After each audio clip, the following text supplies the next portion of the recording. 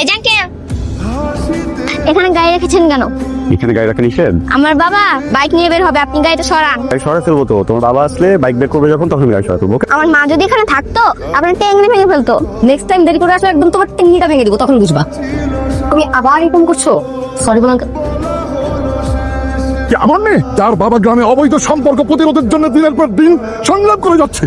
তোর মেয়ে ও কাকা এলাকার ছেলে মেয়ে প্রেম করে, তখন তো আপনি বাধা দেন। আর আপনার পাশে লীলা খেলা চলতেছে। কাকাই তো দুনিয়ার মানুষের রূপ ধরে বেড়ায়। এদিকে যে কাকার বাড়িতে পুরো একটা আস্ত হাসপাতাল, কাকার দিকে মনোযোগী নেই। ভাই শুনেন আসলাম ভাই, জীবনে কিন্তু প্রেমেরও দরকার আছে। প্রেম ছাড়া পৃথিবী পুরাই অন্ধকার। শোন, কালকে সবাই বিকালে ডাকবি। আর শুনেন আসলাম ভাই, আপনার মেয়ে সহ আপনি কালকে থাকবেন। আর শাহেদ তোর বাপের আমি ফোন দিতেছি, তোর বাপের সকালকে বিচারে থাকবি।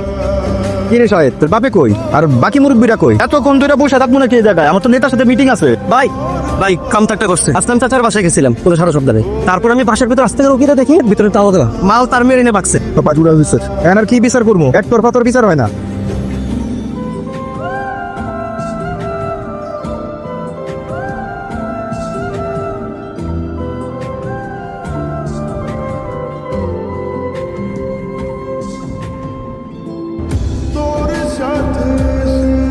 আমি ওকে কাপড় চেঞ্জ করে নিয়ে আসি।